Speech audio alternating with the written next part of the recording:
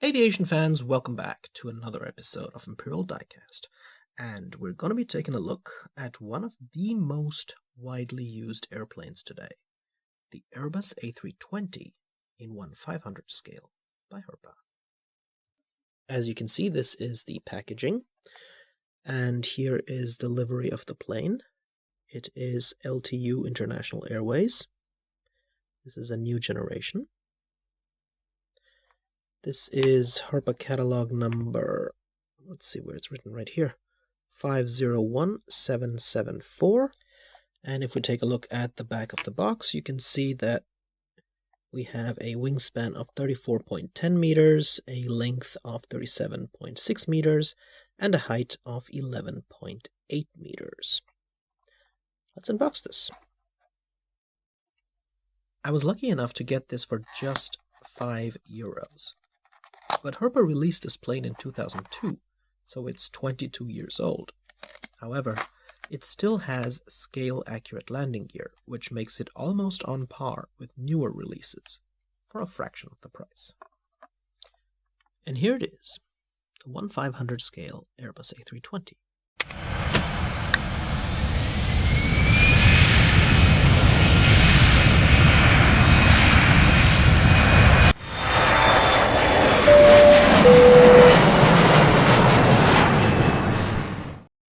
Now, I collect 1/500 scale mainly for the liveries, and this one is pretty iconic for German holiday goers. LTU was the short form for Lufttransportunion and later Lufttransportunternehmen, so basically Air Freight Union and later Air Freight Company. Quite a boring name for one of Germany's most famous charter airlines bound for tropical destinations. And thus, an airline many people born in West Germany who are older than 30 have fond memories of. LTU was founded all the way back in 1955 by an Englishman, and their first planes were British turboprops, but over time they upgraded to wide-body trijets, like the L1011 and the MD11, and then by the turn of the centuries they decided to streamline their fleet with just A320s for short haul and A330s for long haul. LTU introduced these A320s in 1999, and they flew until the airline was fully incorporated into Air Berlin in 2009. As for the A320 itself, it entered the market in 1987, and it's actually slightly roomier in terms of cross-section than the Boeing 737, which might explain why it became such a success story. We'll start our review by taking a look at the port side of the aircraft at the L1 door. And you can see that left of the L1 door we have the LTU lettering in red. And the door also has a porthole. And then as we move along the window line, you can see that on the A320 there are 2 overwing emergency exits.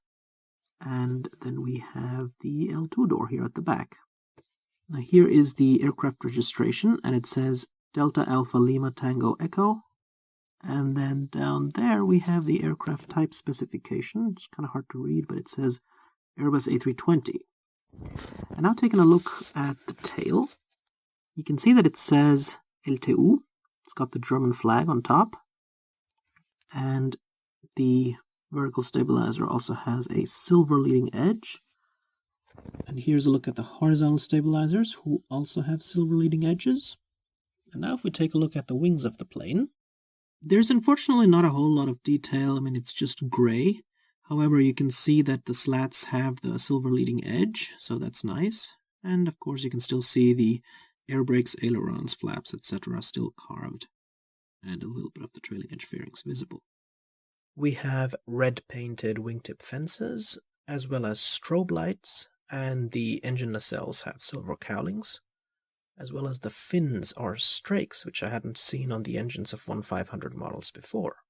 Speaking of, these are CFM 56s, giving the A320 a range of about 6,100 kilometers, and the engines have the LTU branding on them.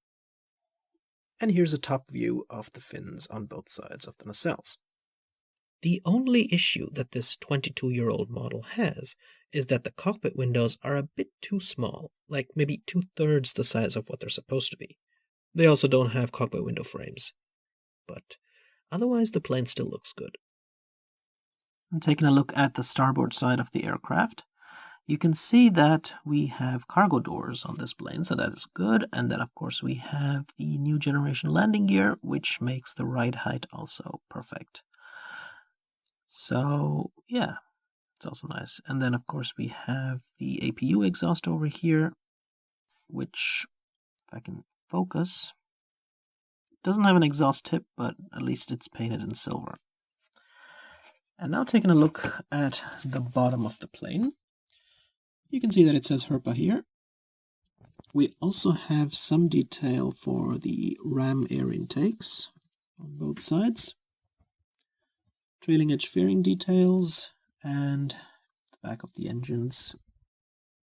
If I can focus, this looks okay.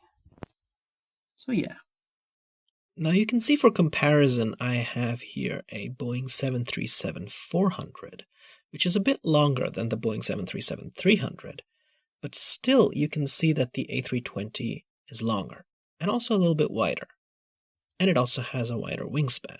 So it is, for all intents and purposes, a more comfortable aircraft and closer to a 737-800 in terms of overall capacity. So I hope you guys enjoyed my review of the 1/500 scale Airbus A320 in the vintage LTU livery. I think it looks pretty good in these colors, and if you're interested in more airplane reviews, you'll find them over here. So take care, have a wonderful day, and this is Imperial Diecast, signing out.